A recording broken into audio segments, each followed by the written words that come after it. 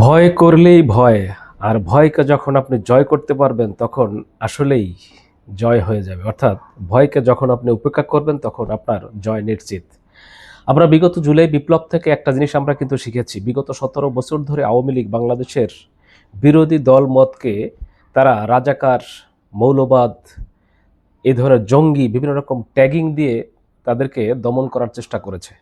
কিন্তু বিগত জুলাই বিপ্লবের সময় যখন শেখ হাসিনা যখন বাংলাদেশের এই তরুণ প্রজন্মকে যারা 1971 পরে যাদের জন্ম তাদেরকেও যখন রাজাকার বলে গালি দিল, তখন কিন্তু সবাই কিন্তু একসাথে বলে উঠল সারা বাংলাদেশ থেকে যে তুমি কে আমি কে, রাজাকার রাজাকার। কারণ তরুণ, বৃদ্ধ, আবাল অর্থাৎ বাংলাদেশের সমস্ত শ্রেণী পেশার লোকজন কিন্তু তখন নিজেরাই নিজেদেরকে সেই ট্যাগিং নিজেরাই নিজেদেরকে দিতে লাগলো যে আমি কে তুমি কে, রাজাকার রাজাকার। এই স্লোগানের মাধ্যমেই কিন্তু শেখ হাসিনার পতন হয়েছে। ঠিক বাংলাদেশে বর্তমানে ইসলামী ব্যাংক নিয়ে বিএনপি জামায়াত ইসলামের সাথে একটা খেলা খেলতেছে। যদিও এইভাবে জামায়াত ইসলামের এই ইসলামী ব্যাংকে কিন্তু বিগত দিনে আওয়ামী লীগ কেড়ে নিয়েছিল, এস আলমের কাছে তুলে দিয়েছিল, কিন্তু বাংলাদেশে এখন এই মুহূর্তে জামায়াত ইসলাম একটি ঐতিহাসিক নাম। জামায়াত ইসলাম একটি বিশ্বের বৃহত্তম একটি ইসলামিক রাজনৈতিক সংগঠন। বাংলাদেশে এখন দ্বিতীয় পজিশনে আছে, অর্থাৎ বাংলাদেশে বিরোধী দলীয় ভূমিকায় কিন্তু এখন এই জামায়াত ইসলাম। জামায়াত ইসলামের সাথে রাজনীতি করে কিন্তু আসলে বিএনপি তারা খুব ভালো একটা ফলাফল করতে পারতেছে না। এই ইসলামী ব্যাংক কেড়ে নিতে গিয়ে কিন্তু একটা কঠিন চাপের মুখে কিন্তু এখন বর্তমানে বিএনপি। গতকালকে সারা বাংলাদেশব্যাপী বিদ্যুতের বৃদ্ধির কারণে, অর্থাৎ বিদ্যুৎ, গ্যাস, তেলের মূল্য বৃদ্ধির কারণে কিন্তু বাংলাদেশে বিক্ষোভ মিছিল করেছে বিরোধী দলীয় এই 11 দলীয় জোট।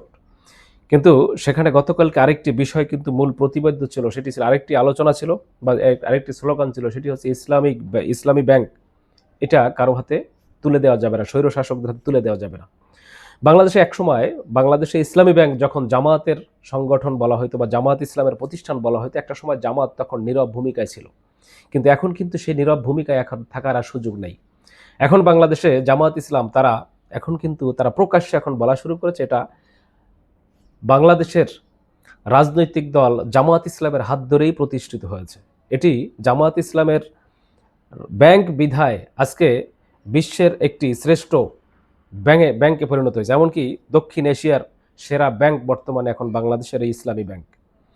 যে কারণে আমরা যখন দেখেছি জুলাই বিপ্লবে যখন এরকম আমি কে তুমি কে, রাজাকার, এটা আমরা যতদিন পর্যন্ত বলতে পারিনি, অর্থাৎ আওয়ামী লীগ যতদিন পর্যন্ত রাজাকার, আলবদর, আল শামস, জঙ্গি বলে আমাদেরকে ট্যাগ দিয়েছে, এই দেশের জনগণকে, বিরোধী দলগুলোকে ট্যাগ দিয়ে যখন তাদেরকে কোণঠাসা করার চেষ্টা করছে তখন তারা ভয়ে চুপ হয়ে থেকেছে। কিন্তু যেই দিনই তারা বলতে শিখেছে যে আমি কে তুমি কে, রাজাকার, সেই দিন থেকেই শেখ হাসিনার পতন ঘন্টা বেজে গেছে। ঠিক একইভাবে বাংলাদেশে এত বছর এই জামায়াত ইসলামের প্রতিষ্ঠিত এই ব্যাংক তাদের নিজস্ব ব্যাংক হওয়া সত্ত্বেও তারা মুখ খুলে কখনো বলেনি যে এটি আমাদের ব্যাংক। কেন যেন এটা লুকায়িত ছিল অনেকটা।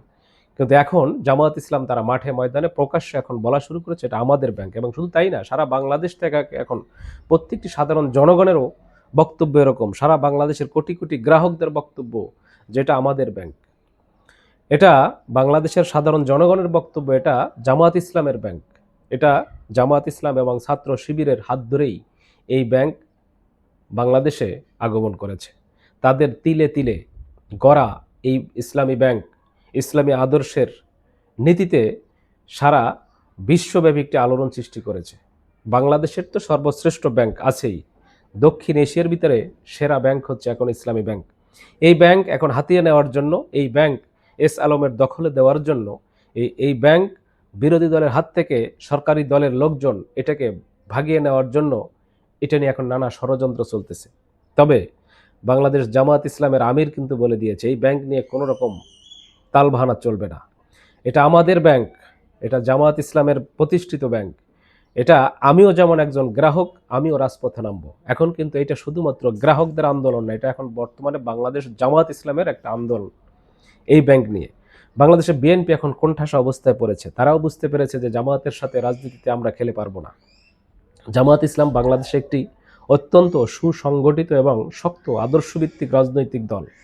তাদের এই ব্যাংক তাদের কাছ থেকে কেড়ে নিতে গেলে বিএনপির দলেরই এখন পতন হয়ে যাবে। বিএনপি এখন আস্তে আস্তে অবশ্যই লাইনে আসবে, তাদের কোনো উপায় নেই, কারণ তারা ইসলামী ব্যাংক নিয়ে যে ষড়যন্ত্র তারা নিয়ে মাঠে নামছিল সেটা তারা সফল করতে পারতেছে না।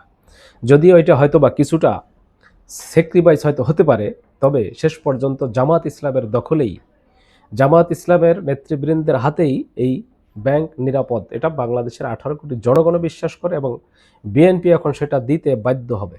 কারণ জামাত ইসলাম থেকে এই ব্যাংক কেড়ে নিয়ে যদি মনে করে বিএনপি আমরা সফল হব, আমরা তাদেরকে অর্থনৈতিকভাবে কোণঠাসা করে দিব, আমরা তাদেরকে দুর্বল করে ফেলবো, এটা অত্যন্ত মানে ভুল সিদ্ধান্ত হবে বিএনপির জন্য।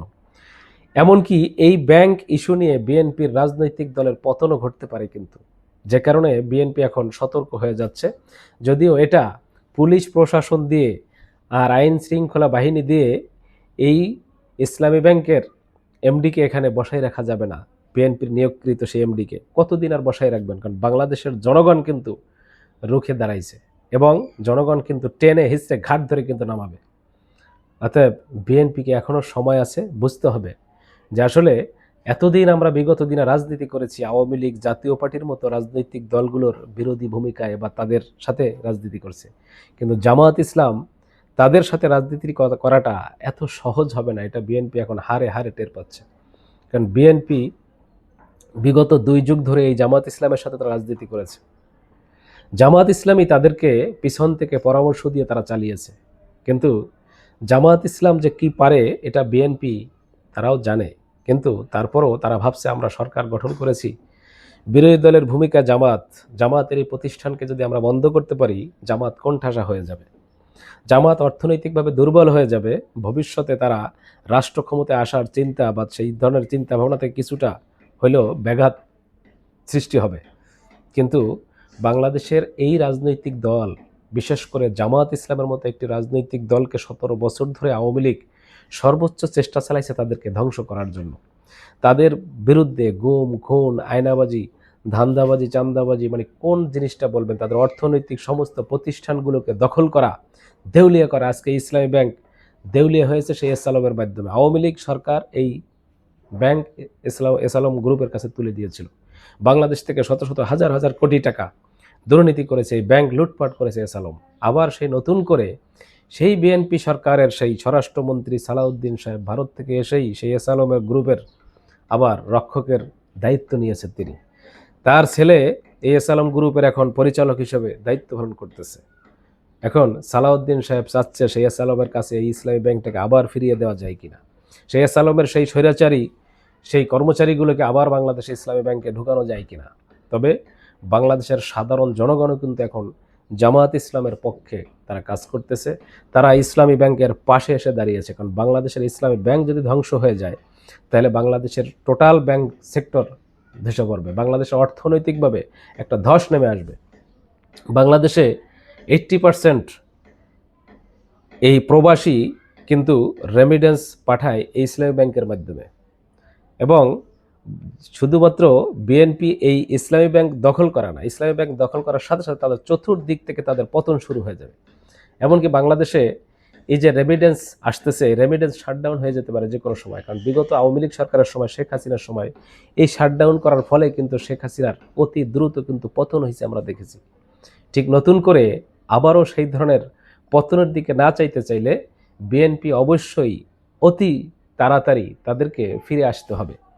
আর বিএনপি যত চেষ্টাই করুক না কেন, আসলে তারা এই ইসলামী ব্যাংকে দখল করতে পারবে না। এখন পর্যন্ত তারা যেই পদক্ষেপগুলো নিতেছে প্রত্যেকটা জায়গায় তাদের ব্যর্থতার সুর বাজতেছে।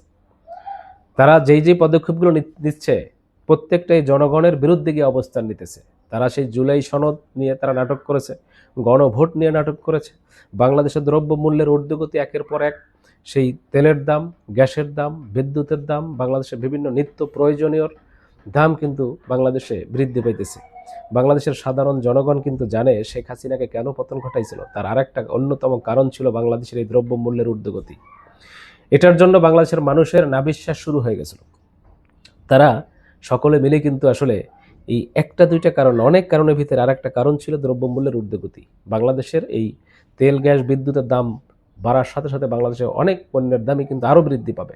তার মানে মানুষ যখন অতিষ্ঠ হয়ে যাবে তখন এই বিএনপির বিরুদ্ধেই তারা এখন রাজপথে নামবে, এতে কোনো সন্দেহ নেই।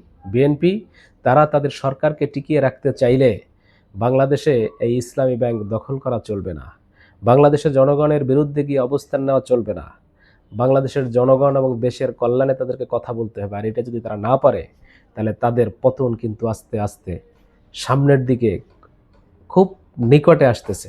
এটা তাদেরকে মাথায় রেখে কাজ করতে হবে। তা প্রিয় দর্শক শ্রোতা, আপনাদের কোনো মতামত থাকলে অবশ্যই ভিডিওর নিচে কমেন্টসে জানাতে পারেন। আশা করি সকলে ভালো থাকবেন ইনশাআল্লাহ। খুদা হাফেজ।